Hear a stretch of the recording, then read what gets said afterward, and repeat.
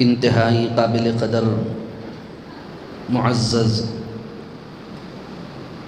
سامعین اور دل و جان سے قریب پیارے عزیز طلبہ اکرام، السلام علیکم ورحمۃ اللہ وبرکاتہ۔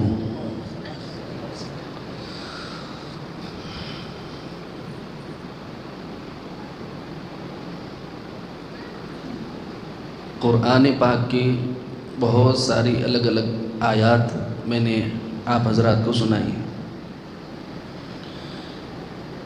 ایسے تو جو آیات ولایت سے، اولیاء سے اور ولی سے تعلق رکھنے والے ہیں وہ تقریباً 90 سے زیادہ آیات ہیں، جس کے اندر اللہ تعالیٰ ولی کا، ولایت کا یا اولیاء کا ذکر کرے۔ 90 کے قریب آیات قرآن پاک میں ایسی موجود ہیں۔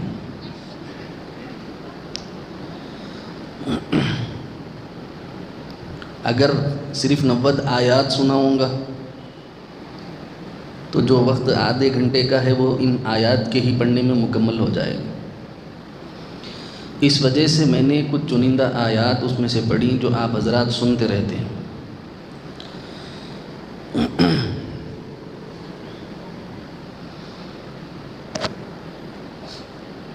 گزشتہ جمعہ حضرت بڑے پیر سرکار محبوب سبحانی سیدنا شیخ عبد القادر جیلانی رحمۃ اللہ علیہ کے متعلق کچھ باتیں عرض کی گئی تھی۔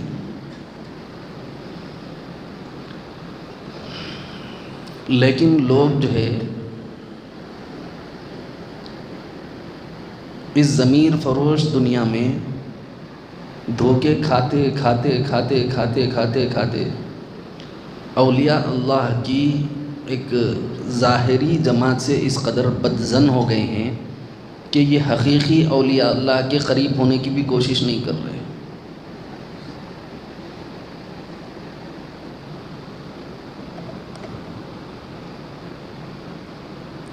حالانکہ حقیقت میں جو علماء ربانیین ہیں، اہل اللہ ہیں، ان کا تعلق بنفس نفیس قرآنی آیات سے ہے۔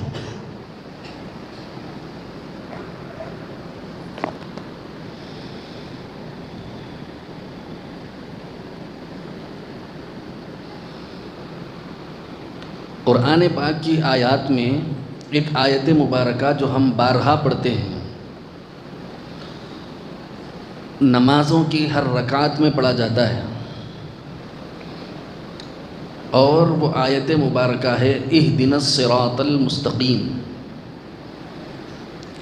اہدنا الصراط المستقیم کا معنی ہے اے اللہ ہم کو سیدھا راستہ دکھا دیجیے۔ اس کے بعد اللہ تبارک و تعالیٰ نے اس کے اندر لوکیشن نہیں ڈالے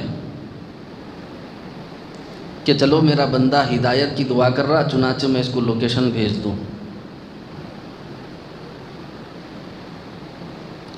بلکہ اللہ نے رہبر کو بھیجا اور کہا کہ یہ لوکیشن پر لے کر آئیں گے۔ بجائے لوکیشن بتانے کے اللہ نے کیا کیا؟ بولو نا، رہبر کو بھیجا تاکہ وہ رہبر لوکیشن تک لے جا سکے، مقام تک لے جا سکے، منزل تک لے جا سکے۔ اس لیے اللہ تبارک و تعالیٰ نے قرآن مجید کی اسی سے متعلقہ آیت میں عرض کر رہے ہیں صراط الذین انعمت علیہم، راستہ ان لوگوں کا جن پر آپ کا انعام ہوا۔ ان لوگوں کے راستے پہ چلائیے جن پر آپ کا، ارے بولو نا یارو، جن پر آپ کا انعام ہوا ان کے راستے پہ چلا دیجیے۔ کن پر انعام ہوا؟ مسئلہ ہے نا بھائی، انعام ہوا بولے تو کن کے اوپر انعام ہوا؟ تو حضرت عبداللہ ابن عباس رضی اللہ عنہ سے مروی ہے، تفسیر ابن کثیر میں روایت موجود ہے، انہوں نے ایک اور آیت سے اس آیت کی تفسیر بیان کی ہے۔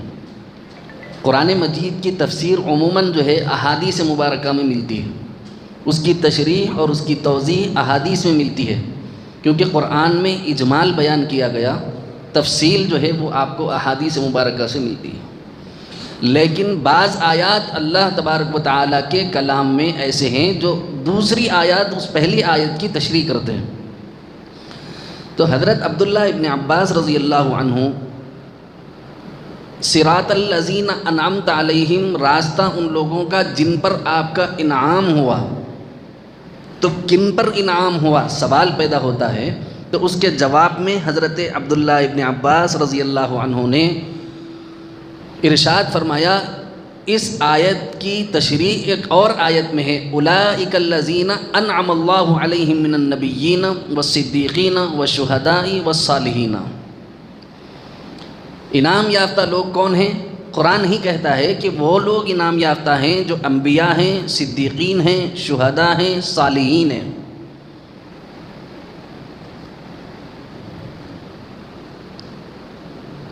چار جو ہے رہبر اللہ نے بنائے، ایک انبیاء، دوسرے صدیقین، تیسرے شہداء، چوتھے صالحین۔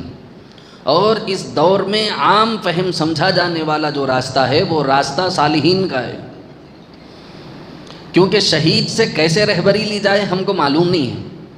بھئی ایک بندہ اللہ کے راستے میں گیا، شہید ہو گیا، اب اس کی مقام شہادت کے پانے کے بعد اس سے فیض کیسا لینا، کیا لینا، کیسا، کچھ بھی معلوم نہیں، کیا بھی نہیں۔ اس کے طرق آسان نہیں ہیں، عموم میں نہیں ہیں، سب کو اس کے بارے میں پتہ نہیں، لیکن ہے ان لوگوں کا راستہ جو اللہ کی راہ میں جانے والے ہیں، شہید ہونے والے۔ ایک بے اعتبار روحانیت بھی ایک مقام شہادت ہے، ایک وہ مقام شہادت جس کو اللہ تبارک و تعالیٰ نے کہا کہ تم گمان نہ کرو اس بات کا کہ جو اللہ کے راستے میں قتل ہوئے وہ مردہ نہیں ہیں، زندہ ہے۔ وَلَا تَحْسَبَنَّ الَّذِينَ قُتِلُوا فِي سَبِيلِ اللَّهِ أَمْوَاتًا بَلْ أَحْيَاءٌ عِندَ رَبِّهِمْ يُرْزَقُونَ۔ یہ قرآن پاک کی آیت ہے جس میں اللہ پاک فرما رہے ہیں کہ جو میرے راستے میں جو لوگ شہید ہو رہے ہیں نا، ان کو مردہ نہ کہو، نہ سمجھو۔ کیوں؟ بَلْ أَحْيَاءٌ عِندَ رَبِّهِمْ يُرْزَقُونَ، بلکہ وہ زندہ ہیں اور اللہ کے ہاں سے ان کے روزی کا انتظام بھی ہے۔ تو چونکہ شہیدوں سے عام طور پر طریق معلوم کرنے کا سہل راستہ نہیں ہے، اس وجہ سے شہیدوں کے راستے پر بھی نہیں چل سکتے، اور صدیقین کا عمومیت والا دروازہ کھلا ہوا نظر نہیں آتا، اور انبیاء علیہم السلام اس دنیا سے پردہ فرما گئے ہیں۔ تو اب ایک واحد لوکیشن جو ہے رہبر لوکیشن تک لے جا سکتا ہے، وہ ہے صالحین۔ ہیں صدیقین بھی، ہیں شہداء بھی، لیکن طریقہ سب کو نہیں معلوم کہ صدیقین سے کیسے سبق لیا جائے، ان کے پیچھے کیسے چلا جائے، اور شہداء کے پیچھے کیسے جایا جائے، اس کے عمومیت میں اسباق نہیں بتائے گئے۔ لیکن صالحین کا جو راستہ ہے اس کو عمومیت دی گئی کہ سب اس کو جانتے ہیں اور ان کے پیچھے چلنا ہے۔ اللہ پاک بولے سو بات بتا رہا ہوں میں آپ۔ اولئک الذین انعم اللہ علیہم من النبیین والصدیقین والشہداء والصالحین۔ اب یہ جو صالحین جو ہیں یہی ہیں جن کو لوگ اللہ والے بولتے ہیں، عام زبان میں ان کو اللہ والے بولتے ہیں۔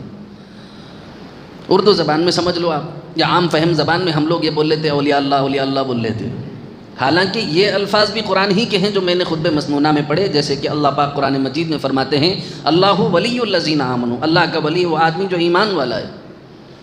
اور آیت میں فرمایا الا ان اولیاء اللہ، یقیناً بے شک جو اللہ کے ولی ہیں نہ ان کو حزن دنیا ہوگا نہ کوئی غم ان کو لاحق ہوگا۔ تو اولیاء اللہ کا لفظ بھی قرآن مجید میں موجود ہے، ولی کا لفظ بھی قرآن مجید میں موجود ہے، ولایت کا لفظ بھی قرآن مجید میں موجود ہے۔ اب جو ہے سبق جو لینے کا ہے اس میں تھوڑی سی تفصیل ہے، وہ سمجھنا ضروری ہے۔ اس وقت میں لوگ جو ہے اس وجہ سے پریشانی کا شکار ہو رہے ہیں کیونکہ کتابوں کے حوالے دے کر کے لوگوں نے اولیاء اللہ کے ایسے واقعات لوگوں کو سنائے کہ جس سے آج کل کی سائنس اور ترقی یافتہ دور میں خالی ہوائی بات کرے تو کوئی بھی یقین کرنے والا نہیں ملتا، بلکہ نوجوانوں کا عالم یہ ہو جا رہا کہ مذاق بنا دے رہے ہیں اولیاء اللہ کی کرامتوں کا۔ کیوں مذاق بنا دے رہے ہیں؟ کیونکہ بولنے والے قرآن اور سنت سے دلیل نہیں دے رہے، کتابوں سے دے رہے، لیکن اتھینٹک دلیل جو اللہ اور اس کے رسول کے نزدیک ہے وہ قرآن اور سنت ہے۔ جب آپ قرآن و سنت سے اس کی دلیل دیں گے تو پھر اس کے اندر اس قدر مضبوطی آئے گی کہ چاہتے ہوئے بھی بندہ اس کا انکار نہیں کر سکتا۔ دوسرا فائدہ اس کا یہ ہوتا ہے کہ قرآن و سنت کی زبان میں بولنے کی وجہ سے آدمی کو گمراہی کا شکار ہونے کی نوبت نہیں آتی۔